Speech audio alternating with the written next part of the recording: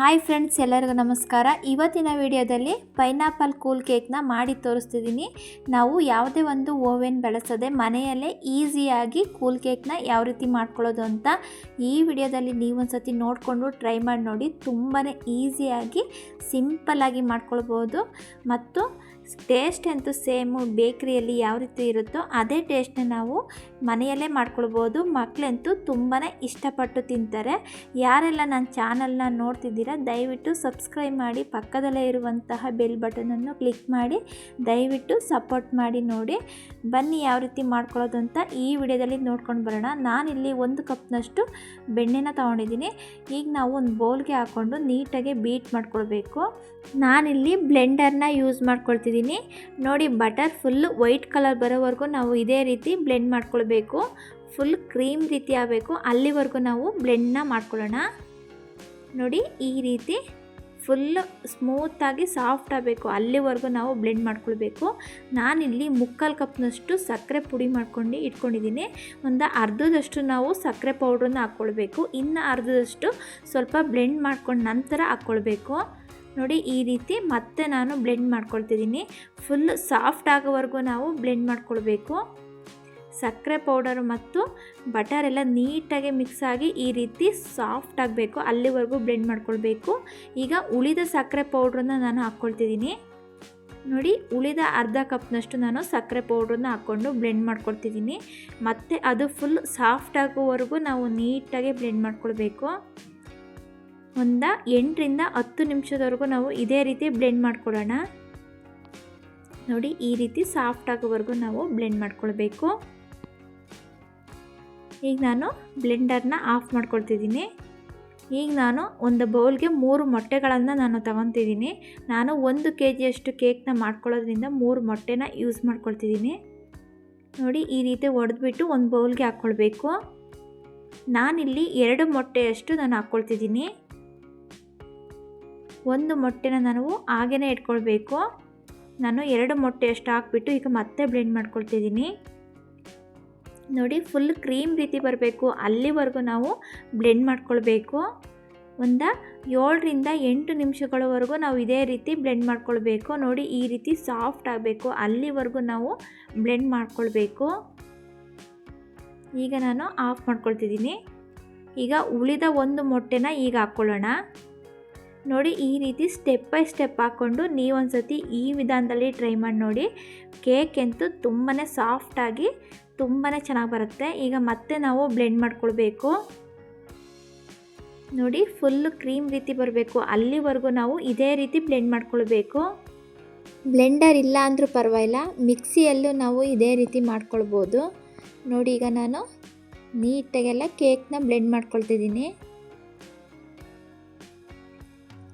ಈಗ ನಾನು 3/4 ಕಪ್ನಷ್ಟು ಎಣ್ಣೆನ ತಗೊಳ್ತಿದ್ದೀನಿ. ಬಟರ್ನ ಯಾವ ಕಪ್ಪಲ್ಲಿ ತೊಗೊಂಡಿದ್ನೋ ಅದೇ ಕಪ್ಪಲ್ಲಿ ಒಂದು 3/4 ಕಪ್ನಷ್ಟು ಎಣ್ಣೆನ ತೊಗೊಂಡಿದ್ದೀನಿ. ಈಗ ಮತ್ತೆ ನಾವು ಬ್ಲೆಂಡ್ ಮಾಡ್ಕೊಳ್ಬೇಕು. ಬೆಣ್ಣೆ ಇಲ್ಲ ಅಂದರೆ ನಾವು 2 ಕಪ್ನಷ್ಟು ಎಣ್ಣೆನ ಯೂಸ್ ಮಾಡ್ಕೊಳ್ಬೋದು. ಈಗ ನಾನು ಎಣ್ಣೆ ಹಾಕಿ ಒಂದು 5 ನಿಮಿಷ ಬ್ಲೆಂಡ್ ಮಾಡ್ಕೊಂಡಿದ್ದೀನಿ. ಒಂದು 1/4 ಟೇಬಲ್ ಸ್ಪೂನಷ್ಟು ಬೇಕಿಂಗ್ ಪೌಡ್ರನ್ನ ಹಾಕ್ಕೊಳ್ತಿದ್ದೀನಿ. ಒಂದು 1/4 ಟೇಬಲ್ ಸ್ಪೂನಷ್ಟು ಬೇಕಿಂಗ್ ಸೋಡಾನ ಹಾಕ್ಕೊಳ್ತಿದ್ದೀನಿ. ಒಂದು 1/4 ಟೇಬಲ್ ಸ್ಪೂನಷ್ಟು ಪುಡಿ ಉಪ್ಪನ್ನ ಹಾಕ್ಕೊಳ್ತಿದ್ದೀನಿ. ಒಂದು 4 ರಿಂದ 5 ಹನಿಗಳಷ್ಟು ವೆನಿಲಾ ಎಸೆನ್ಸ್ನ ಹಾಕ್ಕೊಳ್ತಿದ್ದೀನಿ. ಈಗ ನಾವು ಚೆನ್ನಾಗಿ ಮಿಕ್ಸ್ ಮಾಡಿಕೊಂಡು ಬ್ಲೆಂಡ್ ಮಾಡ್ಕೊಳ್ಳೋಣ. ಬೇಕಿದ್ರೆ ನೀವು ವೆನಿಲಾ ಎಸೆನ್ಸ್ ಬದಲು ಪೈನಾಪಲ್ ಎಸೆನ್ಸ್ ಕೂಡ ನಾವು ಹಾಕ್ಕೊಳ್ಬೋದು. ನೋಡಿ ಒಂದು 2 ನಿಮಿಷ ಬ್ಲೆಂಡ್ ಮಾಡ್ಕೊಂಡ ನಂತರ ನಾನಿಲ್ಲಿ ಮೈದಾ ಹಿಟ್ಟನ್ನು ಹಾಕ್ಕೊಳ್ತಿದ್ದೀನಿ. 1 ಕಪ್ನಷ್ಟು ಮೈದಾ ಹಿಟ್ಟನ್ನ ಹಾಕ್ಕೊಳ್ತಿದ್ದೀನಿ. ನಾವು ಸಕ್ಕರೆನ ಯಾವ ಕಪ್ನಲ್ಲಿ ತಗೊಂಡಿದ್ನೋ ಅದೇ ಕಪ್ಪಲ್ಲಿ 1 ಕಪ್ನಷ್ಟು ಮೈದಾ ಹಿಟ್ಟು, 3/4 ಕಪ್ಪಷ್ಟು ಸಕ್ಕರೆನ ತಗೊಂಡಿದ್ದೀನಿ.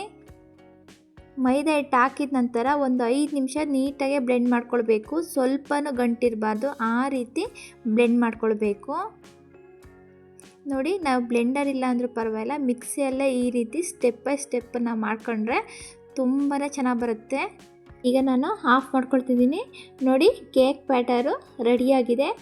ಈಗ ನಾವು ಒಂದು ಕೇಕ್ ಪ್ಯಾನ್ಗೆ ಹಾಕ್ಕೊಳ್ಳೋಣ. ನಾನಿಲ್ಲಿ ಕೇಕ್ ಪ್ಯಾನ್ ತೊಗೊಂಡಿದ್ದೀನಿ. ಕೇಕ್ ಪ್ಯಾನ್ ಇಲ್ಲ ಅಂದರೂ ಪರವಾಗಿಲ್ಲ, ಯಾವುದಾದ್ರು ಒಂದು ಪಾತ್ರೆ ಇದ್ದರೆ ಸಾಕು. ನೋಡಿ ನಾನಿಲ್ಲಿ ಬಟರ್ ಪೇಪರ್ನ ತೊಗೊಂಡಿದ್ದೀನಿ. ಈ ಅಳತೆ ಪ್ರಕಾರ ನಾನು ಕಟ್ ಮಾಡ್ಕೊಳ್ತಿದ್ದೀನಿ. ಈ ರೀತಿ ಕಟ್ ಮಾಡ್ಕೊಳ್ಳೋದ್ರಿಂದ ಕೇಕ್ ಪ್ಯಾನ್ಗೆ ಕರೆಕ್ಟ್ ಅಳತೆಯಲ್ಲಿ ನಾವು ಕಟ್ ಮಾಡ್ಕೊಳ್ಬೋದು. ನಾನಿಲ್ಲಿ ಬಟರ್ ಪೇಪರ್ನ ಯೂಸ್ ಮಾಡ್ಕೊಳ್ತಿದ್ದೀನಿ. ನಾನಿಲ್ಲಿ ತಳಕ್ಕೆ ಸ್ವಲ್ಪ ಎಣ್ಣೆ ಅಥವಾ ಬಟರ್ನ ಹಚ್ಕೊಳ್ಬೇಕು. ಈ ರೀತಿ ನಾನು ಬಟರ್ ಪೇಪರ್ನ ಹಾಕ್ಕೊಂಡು ಬಟರ್ ಪೇಪರ್ ಮೇಕೆ ನಾನು ಎಣ್ಣೆನ ಹಚ್ಕೊಳ್ತಿದ್ದೀನಿ. ಬಟರ್ ಪೇಪರ್ ಇಲ್ಲ ಅಂದರೂ ಪರವಾಗಿಲ್ಲ, ಎಣ್ಣೆ ಹಚ್ಬಿಟ್ಟು ನಾವು ಮೈದಾ ಹಿಟ್ಟನ್ನ ಉದುರಿಸ್ಕೊಳ್ಬೇಕು. ಈಗ ನಾನು ಕೇಕ್ ಬ್ಯಾಟರ್ನ ಹಾಕ್ಕೊಳ್ತಿದ್ದೀನಿ. ನೋಡಿ, ನಾವು ಕೇಕ್ ಬ್ಯಾಟರ್ನ ಫುಲ್ ತೆಳುನೂ ಮಾಡ್ಕೊಳ್ಬಾರ್ದು, ಫುಲ್ ಗಟ್ಟಿನೂ ಮಾಡ್ಕೊಳ್ಬಾರ್ದು. ಇಷ್ಟಿದ್ರೆ ಸಾಕು, ತುಂಬಾ ಚೆನ್ನಾಗಿ ಉಬ್ಬಿ ಬರುತ್ತೆ. ನಾವು ಈ ರೀತಿ ಎಲ್ಲ ಲೆವೆಲಾಗಿ ಮಾಡಿಕೊಂಡು ಒಂದೆರಡು ಸತಿ ಈ ರೀತಿ ತಟ್ಕೊಳ್ಬೇಕು. ಕೇಕ್ ಬ್ಯಾಟರು ಈಗ ರೆಡಿಯಾಗಿದೆ. ನಾನಿಲ್ಲಿ ಕುಕ್ಕರ್ನ ಮೀಡಿಯಮ್ ಫ್ಲೇಮಲ್ಲೇ ಇಟ್ಕೊಂಡು ಬಿಸಿ ಮಾಡ್ಕೊಂಡಿದ್ದೀನಿ. ಸ್ವಲ್ಪ ಪುಡಿ ಉಪ್ಪನ್ನ ಹಾಕ್ಕೊಂಡು ಬಿಸಿ ಮಾಡ್ಕೊಂಡಿದ್ದೀನಿ. ಈಗ ನಾವು ಕೇಕ್ ಬ್ಯಾಟರ್ನ ನೋಡಿಕೊಂಡು ಇಟ್ಕೊಳ್ಳೋಣ. ನೋಡಿ, ಬಿಸಿ ಇರೋದ್ರಿಂದ ಕುಕ್ಕರು ನೋಡಿಬಿಟ್ಟು ಇಟ್ಕೊಳ್ಳಿ.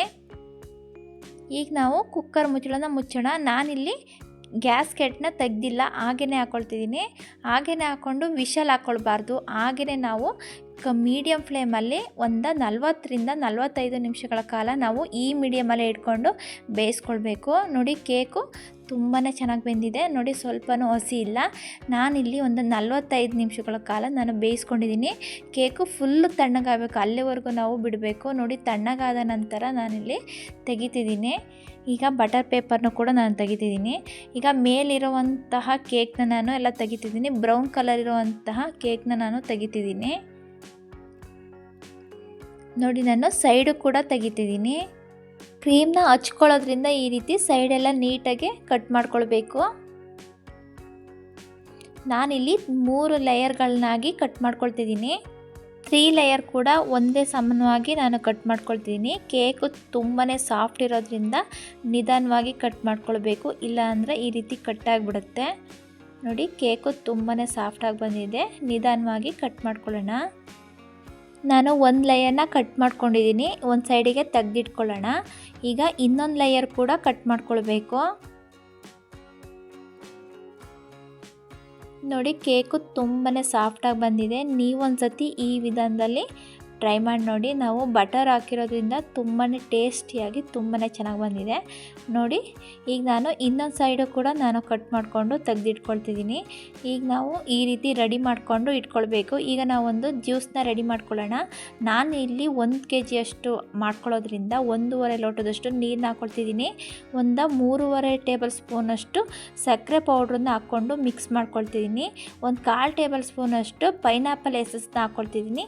ನಾನಿಲ್ಲಿ ಮಿಲ್ಕ್ ಮೇಡ್ನ 2 ಟೇಬಲ್ ಸ್ಪೂನಷ್ಟು ಹಾಕ್ಕೊಳ್ತಿದ್ದೀನಿ.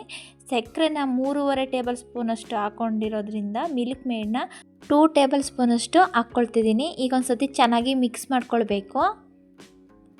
ನಾನಿಲ್ಲಿ ಸ್ವಲ್ಪ 1 ಚಿಟಿಕೆಯಷ್ಟು ಫುಡ್ ಕಲರ್ನ ಯೂಸ್ ಮಾಡ್ಕೊಳ್ತಿದ್ದೀನಿ. ಬೇಕಿದ್ದರೆ ಹಾಕ್ಕೊಳ್ಬೋದು, ಬೇಡ ಅಂದರೆ ಸ್ಕಿಪ್ ಮಾಡ್ಕೊಳ್ಬೋದು. ಈಗ ಒಂದು ಸತಿ ಚೆನ್ನಾಗಿ ಮಿಕ್ಸ್ ಮಾಡಿಕೊಂಡು ಜ್ಯೂಸನ್ನ ರೆಡಿ ಮಾಡಿಕೊಂಡು ಒಂದು ಸೈಡಿಗೆ ಎತ್ತಿಟ್ಕೊಳ್ಬೇಕು. ಜ್ಯೂಸು ರೆಡಿಯಾಗಿದೆ. ಈಗ ನಾನು ಕ್ರೀಮ್ನ ತಗೊಳ್ತಿದ್ದೀನಿ. ಮನೆಯಲ್ಲೇ ಮಾಡಿರುವಂತಹ ಕ್ರೀಮ್ನ ಒಂದು ಬೌಲ್ಗೆ ಎಷ್ಟು ಬೇಕೋ ಅಷ್ಟು ತೆಗೆದಿಟ್ಕೊಳ್ತಿದ್ದೀನಿ. ನಾವು ವಿಪ್ಪಿಂಗ್ ಕ್ರೀಮ್ ತಂದು ಸ್ವಲ್ಪ ಶುಗರ್ನ ಸೇರಿಸ್ಕೊಂಡು ಬ್ಲೆಂಡರಲ್ಲಿ ಬ್ಲೆಂಡ್ ಮಾಡ್ಕೊಳ್ಳೋದ್ರಿಂದ ಈ ರೀತಿ ಮನೆಯಲ್ಲೇ ಸಿಂಪಲ್ಲಾಗಿ ಕ್ರೀಮ್ನ ತಯಾರಿಸ್ಕೊಳ್ಬೋದು. ನಾವಿಲ್ಲಿ ಕೇಕ್ನ ರೆಡಿ ಮಾಡ್ಕೊಳ್ಳೋದಕ್ಕೆ ನಾನೊಂದು ಪ್ಲೇಟ್ನ ತೊಗೊಂಡಿದ್ದೀನಿ. ಪ್ಲೇಟು ಇಲ್ಲ ತಟ್ಟೆ ಇಲ್ಲಾಂದರೆ ಟ್ರೈ ಇದ್ದರೆ ನಾವು ಈ ರೀತಿ ಮಾಡ್ಕೊಳ್ಬೋದು. ಪ್ಲೇಟ್ಗೆ ನಾನು ಸ್ವಲ್ಪ ಕ್ರೀಮ್ನ ಸವರ್ಬಿಟ್ಟು 1 ಲೇಯರ ಪ್ಲೈನ್ ಕೇಕ್ನ ಇಟ್ಕೊಳ್ತಿದ್ದೀನಿ. ಮಾಡ್ಕೊಂಡಿರುವಂತಹ ಜ್ಯೂಸನ್ನ ಹಾಕ್ಕೊಳ್ಬೇಕು. ನಾನಿಲ್ಲಿ ಸಣ್ಣ ಗ್ಲಾಸಲ್ಲಿ 4 ರಿಂದ 5 ಲೋಟದಷ್ಟು ಜ್ಯೂಸನ್ನು ಹಾಕ್ಕೊಳ್ತಿದ್ದೀನಿ. ಸೈಡೆಲ್ಲ ಈ ರೀತಿ ನೀಟಾಗಿ ಹಾಕ್ಕೊಳ್ಬೇಕು. ನೋಡಿ, ಪ್ಲೈನ್ ಕೇಕು ಜ್ಯೂಸ್ ಎಲ್ಲ ನೀಟಾಗಿ ಅದು ಹೀರ್ಕೊಳ್ತಿದೆ. ಸ್ವಲ್ಪನೂ ಗ್ಯಾಪ್ ಇಡಬಾರ್ದು. ಆ ರೀತಿ ನಾವು ಸೈಡೆಲ್ಲ ನೀಟಾಗಿ ಜ್ಯೂಸನ್ನು ಹಾಕ್ಕೊಳ್ಬೇಕು. ನೋಡಿ, ಈಗ ಜ್ಯೂಸ್ ಹಾಕಿದಾಗಿದೆ. ಈಗ ನಾನು ಕ್ರೀಮ್ನ ಹಚ್ಕೊಳ್ತಿದ್ದೀನಿ. ಈಗ ನಾವು ಎಷ್ಟು ಬೇಕಷ್ಟು ನೋಡಿಕೊಂಡು ಕ್ರೀಮ್ನ ಹಚ್ಕೊಳ್ಳೋಣ. ಎಲ್ಲ ಕಡೆನೂ ನೀಟಾಗಿ ಹಚ್ಕೊಳ್ಬೇಕು. ನೋಡಿ, ನಾವು ಈ ರೀತಿ ಕ್ರೀಮ್ನ ಮನೆಯಲ್ಲೇ ಮಾಡಿಕೊಂಡು ಇಟ್ಕೊಳ್ಳೋದ್ರಿಂದ ಈಸಿಯಾಗಿ ನಾವು ಕೇಕ್ನ ಮಾಡ್ಕೊಳ್ಬೋದು. ಎಲ್ಲ ಕಡೆನೂ ಹಚ್ಕೊಳ್ಳೋಣ ಮತ್ತು ನೀಟಾಗಿ ಅದನ್ನು ನಯಸ್ ಮಾಡ್ಕೊಳ್ಬೇಕು ಮೇಲೆಲ್ಲ. ಕ್ರೀಮ್ ಹಚ್ಚಿದ ನಂತರ ನಾನಿಲ್ಲಿ ಪೈನಾಪಲ್ ಕ್ರಶ್ನ ತೊಗೊಂಡಿದ್ದೀನಿ. ನಾನಿಲ್ಲಿ ಪೈನಾಪಲ್ ಫ್ಲೇವರ್ ಮಾಡ್ಕೊಳ್ಳೋದ್ರಿಂದ ನೋಡಿ ಈ ರೀತಿ ಪೈನಾಪಲ್ ಕ್ರಶ್ನ ತೊಗೊಳ್ಬೇಕು. ಈಗ ನಾನು ಒಂದು 2 ಟೇಬಲ್ ಸ್ಪೂನಷ್ಟು ಹಾಕ್ಕೊಳ್ತಿದ್ದೀನಿ. ನೋಡಿ ಎಲ್ಲ ಕಡೆ ನೀಟಾಗಿ ಹಚ್ಕೊಳ್ಬೇಕು. ಮತ್ತೆ ಒಂದು 2 ಟೇಬಲ್ ಸ್ಪೂನಷ್ಟು ಹಾಕ್ಕೊಳ್ತಿದ್ದೀನಿ. ನೋಡಿ ಪೈನಾಪಲ್ ಕ್ರಶ್ ಹಾಕ್ಕೊಳ್ಳೋದ್ರಿಂದ ಟೇಸ್ಟ್ ಅಂತೂ ತುಂಬಾ ಚೆನ್ನಾಗಿರುತ್ತೆ. ಎಲ್ಲ ಕಡೆನೂ ನೀಟಾಗಿ ಹಚ್ಕೊಳ್ಬೇಕು. ನೋಡಿ ಪೈನಾಪಲ್ ಕ್ರಶ್ ಹಾಕಿದಾಗಿದೆ. ಈಗ ನಾನು ಸಣ್ಣದಾಗಿ ಕಟ್ ಮಾಡ್ಕೊಂಡಿರುವಂತಹ ಪೈನಾಪಲ್ನ ನಾನು ಉದುರಿಸ್ಕೊಳ್ತಿದ್ದೀನಿ. ಈ ರೀತಿ ಪೈನಾಪಲ್ ಹಾಕ್ಕೊಂಡು ಮಾಡ್ಕೊಳ್ಳೋದ್ರಿಂದ ತಿನ್ನಬೇಕಾದ್ರೆ ಅಲ್ಲಲ್ಲೇ ಸಿಗುವಂತಹ ಪೈನಾಪಲ್ ಪೀಸಸ್ಗಳು ತುಂಬಾ ರುಚಿಯಾಗಿರುತ್ತೆ. ನಾನು ಇನ್ನೊಂದು ಲೇಯರ್ ಕೂಡ ನಾನು ಮೇಲ್ಗಡೆ ಇಟ್ಕೊಳ್ತಿದ್ದೀನಿ. ಈ ರೀತಿ ಒಂದು ಸತಿ ಚೆನ್ನಾಗಿ ಪ್ರೆಸ್ ಮಾಡ್ಕೊಳ್ಳೋಣ. ನೋಡಿ ಇನ್ನೊಂದು ಲೇಯರ್ ಹಾಕಿದ ಮೇಲೆ ಈಗ ನಾವು ಮಾಡ್ಕೊಂಡಿರುವಂತಹ ಜ್ಯೂಸನ್ನ ಹಾಕ್ಕೊಳ್ಬೇಕು. ಮತ್ತು ನಾನು 4ರಿಂದ 5 ಲೋಟದಷ್ಟು ನಾನು ಜ್ಯೂಸನ್ನ ಹಾಕ್ಕೊಳ್ತಿದ್ದೀನಿ ಈ ಸಣ್ಣ ಗ್ಲಾಸ್ನಲ್ಲಿ. ಅದು ನೀಟಾಗಿ ಅಬ್ಸರ್ವ್ ಮಾಡ್ಕೊಳ್ಬೇಕು. ಅಲ್ಲಿವರೆಗೂ ನಾವು ಈ ರೀತಿ ಜ್ಯೂಸನ್ನ ಹಾಕ್ಕೊಂಡು ಮಾಡ್ಕೊಳ್ಳೋಣ. ಈಗ ನಾನು ಕ್ರೀಮ್ನ ಹಚ್ಕೊಳ್ತಿದ್ದೀನಿ. ನೋಡಿ ಎಲ್ಲ ಕಡೆನೂ ನೀಟಾಗಿ ಹಚ್ಕೊಳ್ಬೇಕು. ನೋಡಿ ಈ ರೀತಿ ಮೇಲೆಲ್ಲ ನೀಟಾಗಿ ಸಾಫ್ಟ್ ಮಾಡ್ಕೊಳ್ಳೋಣ. ಕೇಕು ಮಾಡೋಕ್ಕೆ ಬರದೇ ಇರೋರು ಸಹ ಈ ರೀತಿ ನೀವು ಮಾಡಿಕೊಂಡ್ರೆ ತುಂಬಾ ಸಿಂಪಲ್ಲಾಗಿ ರುಚಿಯಾಗಿ ಮಾಡ್ಕೊಳ್ಬೋದು. ನಾನು 4 ಟೇಬಲ್ ಸ್ಪೂನಷ್ಟು ಪೈನಾಪಲ್ ಕ್ರಶ್ನ ಮತ್ತೆ ಹಾಕ್ಕೊಂಡು ಅದನ್ನು ನೀಟಾಗಿ ಹಚ್ಕೊಳ್ತಿದ್ದೀನಿ. ಸಣ್ಣದಾಗಿ ಕಟ್ ಮಾಡ್ಕೊಂಡಿರುವಂತಹ ಪೈನಾಪಲ್ ಪೀಸಸ್ಗಳನ್ನ ನಾನು ಹಾಕ್ಕೊಳ್ತಿದ್ದೀನಿ. ಈಗ ಕಟ್ ಮಾಡ್ಕೊಂಡಿರುವಂತಹ ಪ್ಲೈನ್ ಕೇಕ್ನ ನಾನು ಹಾಕ್ಕೊಳ್ತಿದ್ದೀನಿ. ಈಗ 3 ಲೇಯರ್ನ ನಾನು ಹಾಕ್ಕೊಂಡು ಈ ರೀತಿ ಜ್ಯೂಸನ್ನ ಹಾಕ್ಕೊಳ್ತಿದ್ದೀನಿ. ಉಳಿದ ಜ್ಯೂಸನ್ನ ಒಂದು 5ರಿಂದ 6 ಲೋಟದಷ್ಟು ನಾನು ಜ್ಯೂಸನ್ನ ಹಾಕ್ಕೊಳ್ತಿದ್ದೀನಿ. ಅದು ನೀಟಾಗಿ ಅಬ್ಸರ್ವ್ ಮಾಡ್ಕೊಳ್ಬೇಕು. ಅಲ್ಲಿವರೆಗೂ ನಾವು ಈ ಜ್ಯೂಸನ್ನ ಹಾಕ್ಕೊಳ್ಳೋಣ. ಕ್ರೀಮ್ನ ಹಚ್ಕೊಳ್ಬೇಕು. ನೋಡಿ ಈಗ ಎಲ್ಲ ಕಡೆನೂ ಕೇಕು ಕಾಣಬಾರ್ದು, ಪ್ಲೈನ್ ಕೇಕು, ಆ ರೀತಿ ನಾವು ಕ್ರೀಮ್ನ ಹಚ್ಕೊಳ್ಬೇಕು. ನೋಡಿ ಸೈಡೆಲ್ಲ ಈ ರೀತಿ ಹಚ್ಕೊಳ್ಳೋಣ. ನೋಡಿ ಫ್ರೆಂಡ್ಸ್, ಈ ವಿಧಾನದಲ್ಲಿ ಒಂದು ಸತಿ ಟ್ರೈ ಮಾಡಿ ನೋಡಿ. ತುಂಬಾ ರುಚಿಯಾಗಿ ತುಂಬಾ ಸಿಂಪಲ್ಲಾಗಿ ಮಾಡ್ಕೊಳ್ಬೋದು. ಈಗ ಒಂದು ಲೆವೆಲ್ಲಾಗಿ ಎಲ್ಲ ನೀಟಾಗಿ ಮಾಡಿಕೊಂಡು ನಾನು ರೆಡಿ ಮಾಡಿಕೊಂಡು ಇಟ್ಕೊಂಡಿದ್ದೀನಿ. ಈಗ ನಾನು ಸಿಂಪಲ್ಲಾಗಿ ಡಿಸೈನ್ ಮಾಡ್ಕೊಳ್ತಿದ್ದೀನಿ. ನೋಡಿ ಈ ರೀತಿ ನೀವು ಸಿಂಪಲ್ಲಾಗಿ ಮಾಡ್ಕೊಳ್ಬೋದು. ನೋಡಿ ಫ್ರೆಂಡ್ಸ್, ತುಂಬಾ ಈಸಿಯಾಗಿ ನಾವು ಈ ವಿಧಾನದಲ್ಲಿ ಮಾಡ್ಕೊಳ್ಬೋದು. ಕೇಕ್ ಅಂತೂ ತುಂಬಾ ಚೆನ್ನಾಗಿರುತ್ತೆ. ಈಗ ನಾನು ಮೇಲ್ಗಡೆನೂ ಸಹ ಡಿಸೈನ್ ಮಾಡ್ಕೊಳ್ತಿದ್ದೀನಿ. ನಾವು ಬೇಕ್ರಿಯಲ್ಲಿ ತಂದು ತಿನ್ನೋದಕ್ಕಿಂತ ಮನೆಯಲ್ಲೇ ಈ ರೀತಿ ಮಾಡ್ಕೊಳ್ಳೋದ್ರಿಂದ ರುಚಿನೂ ಚೆನ್ನಾಗಿರುತ್ತೆ ಮತ್ತು ಶುಚಿಯಾಗಿ ನಾವು ಮಾಡ್ಕೊಳ್ಬೋದು. ನೋಡಿ ನಾನು ರೌಂಡ್ ಶೇಪಲ್ಲಿ ಈ ರೀತಿ ಮಾಡ್ಕೊಳ್ತಿದ್ದೀನಿ. ಬೇಕಿದ್ದರೆ ಕ್ರೀಮ್ಗೆ ಸ್ವಲ್ಪ ಕಲರ್ ಯೂಸ್ ಮಾಡಿಕೊಂಡು ನಾವು ಮಿಕ್ಸ್ ಮಾಡಿಕೊಂಡು ಬೇಕಾದರೆ ಈ ರೀತಿ ಡೆಕೋರೇಷನ್ ಮಾಡ್ಕೊಳ್ಬೋದು. ಈ ರೀತಿ ನಾನು ಡಿಸೈನ್ ಮಾಡ್ಕೊಂಡಿದ್ದೀನಿ. ಈಗ ನಾವು ಫ್ಲವರ್ನ ಇಟ್ಕೊಳ್ಳೋಣ.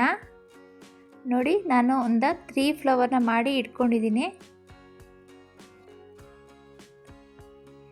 ಈಗ ನಾವು ಈ ರೀತಿ ಕತ್ತರಿಯಲ್ಲಿ ನಿಧಾನವಾಗಿ ತೆಗೆದಿಟ್ಕೊಳ್ಬೇಕು.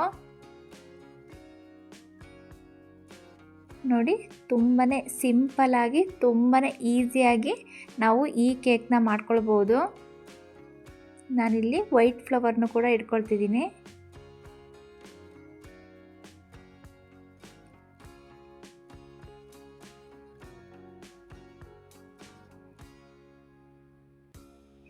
ನಾನಿಲ್ಲಿ ಡಿಸೈನ್ ಮಾಡ್ಕೊಳೋದಕ್ಕೋಸ್ಕರ ಜಾಮ್ನ ತೊಗೊಂಡಿದ್ದೀನಿ.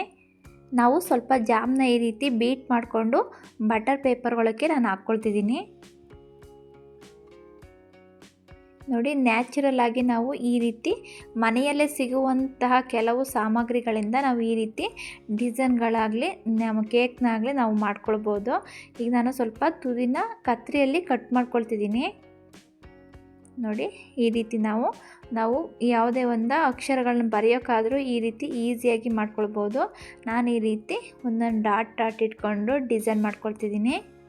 ನೋಡೋದಕ್ಕೂ ತುಂಬಾ ಚೆನ್ನಾಗಿರುತ್ತೆ. ಈ ರೀತಿ ನಾವು ಮನೆಯಲ್ಲೇ ಸಿಂಪಲ್ಲಾಗಿ ಕೇಕ್ನ ಮಾಡ್ಕೊಳ್ಳೋದ್ರಿಂದ ತುಂಬಾ ರುಚಿಯಾಗಿ ಸಿಂಪಲ್ಲಾಗಿ ಮಾಡ್ಕೊಳ್ಬೋದು. ನಾನೀಗ ನೋಡಿ ಈ ರೀತಿ ಡಾಟ್ಗಳನ್ನ ಇಟ್ಕೊಂಡಿದ್ದೀನಿ. ಬೇಕಿದ್ರೆ ನಾವು ಕ್ರೀಮ್ಗೆ ಸ್ವಲ್ಪ ಕಲರ್ನ ಯೂಸ್ ಮಾಡಿಕೊಂಡು ಬೇಕಾದ್ರೆ ಡಿಸೈನ್ನ ಮಾಡ್ಕೊಳ್ಬೋದು. ಈ ವಿಧಾನದಲ್ಲಿ ನೀವು ಕೇಕ್ ಮಾಡ್ಕೊಳ್ಳೋದು ಇಷ್ಟ ಆಯಿತು ಅಂದರೆ ದಯವಿಟ್ಟು ಲೈಕ್ ಮಾಡಿ, ಶೇರ್ ಮಾಡಿ, ಫ್ಯಾಮಿಲಿ ಜೊತೆ ಫ್ರೆಂಡ್ಸ್ ಜೊತೆ ಶೇರ್ ಮಾಡಿ. ನೋಡಿ ಈ ರೀತಿ ಜಾಮಲ್ಲಿ ನಾನು ಡೆಕೋರೇಷನ್ ಮಾಡ್ಕೊಂಡಿದ್ದೀನಿ. ಹೂವಿನ ಮಧ್ಯನೂ ಸಹ ಈ ರೀತಿ ಒಂದೊಂದು ಡಾಟ್ನ ನಾನು ಹಾಕ್ಕೊಳ್ತಿದ್ದೀನಿ. ನೋಡಿ ಈ ರೀತಿ ಡಿಸೈನ್ ಮಾಡ್ಕೊಳ್ಳೋದ್ರಿಂದ ನೋಡೋದಕ್ಕೆ ತುಂಬಾ ಚೆನ್ನಾಗಿ ಕಾಣಿಸುತ್ತೆ. ಮಾಡೋದು ಕೂಡ ತುಂಬಾ ಈಸಿ. ನಾವು ಬರ್ತಡೇ ಇಲ್ಲಾಂದರೆ ಯಾವುದೇ ಪಾರ್ಟಿ ಫಂಕ್ಷನ್ಗಳಲ್ಲಿ ಈ ರೀತಿ ಮನೆಯಲ್ಲೇ ಸಿಂಪಲ್ಲಾಗಿ ಮಾಡ್ಕೊಳ್ಬೋದು. ನಾನು ಹೊಸ ವರ್ಷದ ಪ್ರಯುಕ್ತ ಈ ಕೇಕ್ನ ಮಾಡ್ಕೊಳ್ತಿದ್ದೀನಿ. ನೀವು ಒಂದ್ಸತಿ ಈ ವಿಧಾನವಾಗಿ ಟ್ರೈ ಮಾಡಿ ನೋಡಿ. ತುಂಬಾ ರುಚಿಯಾಗಿ ನಾವು ಬೇಕ್ರಿಯಲ್ಲಿ ಯಾವ ರೀತಿ ಇರುತ್ತೋ ಅದೇ ಟೇಸ್ಟ್ನ ನಾವು ಮನೆಯಲ್ಲೇ ಮಾಡ್ಕೊಳ್ಬೋದು. ಬೇಕ್ರಿ ಸ್ಟೈಲಲ್ಲಿ ನಾನು ಮಾಡಿ ತೋರಿಸಿದ್ದೀನಿ. ನೀವು ಒಂದ್ಸತಿ ಈ ವಿಧಾನದಲ್ಲಿ ಟ್ರೈ ಮಾಡಿ ನೋಡಿ.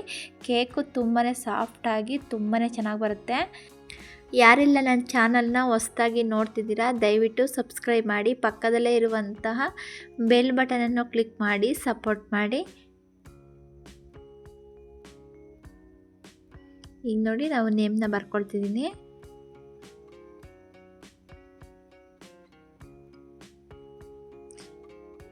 ನೋಡಿ ಈ ರೀತಿ ನಾವು ಮನೆಯಲ್ಲೇ ಈಸಿಯಾಗಿ ಮಾಡ್ಕೊಳ್ಬೋದು. ಮಾಡೋದು ಕೂಡ ತುಂಬಾ ಈಸಿ ಮತ್ತು ಯಾವುದೇ ಒಂದು ಓವೆನ್ ಬಳಸದೆ ನಾವು ಈ ರೀತಿಯಾಗಿ ಮಾಡ್ಕೊಳ್ಬೋದು. ನಾವು 2026 ಪ್ರಯುಕ್ತ ನಾನು ಈ ಕೇಕ್ನ ಮಾಡಿದ್ದೀನಿ. ನೀವು ಒಂದ್ಸತಿ ಟ್ರೈ ಮಾಡಿ ನೋಡಿ. ಮತ್ತು ಬರ್ತ್ಡೇ ಕೇಕೆ ಆಗಲಿ ಯಾವುದೇ ಒಂದು ರೀತಿ ನಾವು ಈ ರೀತಿ ಕೂಲ್ ಕೇಕ್ನ ಮಾಡ್ಕೊಳ್ಳೋದ್ರಿಂದ ಮನೆಯಲ್ಲಿ ತುಂಬಾ ಈಸಿಯಾಗಿ ಮತ್ತು ಶುಚಿಯಾಗಿ ನಾವು ಮಾಡ್ಕೊಳ್ಬೋದು. ಈಗ ನಾನು ಮಧ್ಯದಲ್ಲಿ ಒಂದೊಂದು ಡಾಟ್ನ ಇಟ್ಕೊಳ್ತಿದ್ದೀನಿ. ನೋಡೋದಕ್ಕಂತೂ ತುಂಬಾ ಚೆನ್ನಾಗಿ ಕಾಣಿಸುತ್ತೆ. ಈ ವಿಧಾನದಲ್ಲಿ ನೀವು ಒಂದ್ಸತಿ ಟ್ರೈ ಮಾಡಿ ನೋಡಿ. ಹೇಗೆ ಬಂತು ಅಂತ ನನಗೆ ಕಮೆಂಟ್ ಮಾಡಿ. ನೋಡಿ ತುಂಬಾ ಈಸಿಯಾಗಿ ಸಿಂಪಲ್ ಆಗಿರುವಂತಹ ಕೂಲ್ ಕೇಕ್ನ ನಾನು ಮಾಡಿ ತೋರಿಸಿದ್ದೀನಿ. ಪೈನಾಪಲ್ ಕೂಲ್ ಕೇಕ್ ತುಂಬಾ ರುಚಿಯಾಗಿ ತುಂಬಾ ಚೆನ್ನಾಗಿ ಬಂದಿದೆ. ಕೇಕ್ನ ನಾವು ಈಗ ಫ್ರಿಜ್ಜಲ್ಲಿ ಇಡೋಣ.